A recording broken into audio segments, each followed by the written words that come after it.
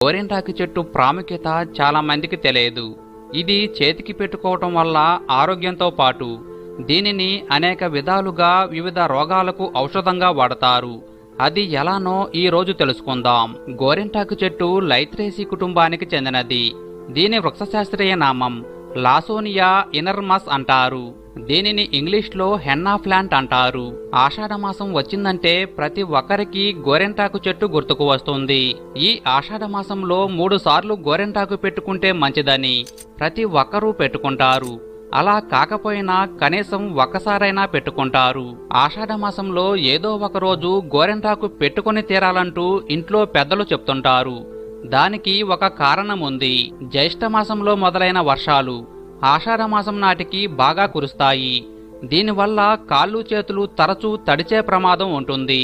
పొలం పనులు చేసేవారు కూడా వర్షాలు బాగా కురవటం వల్ల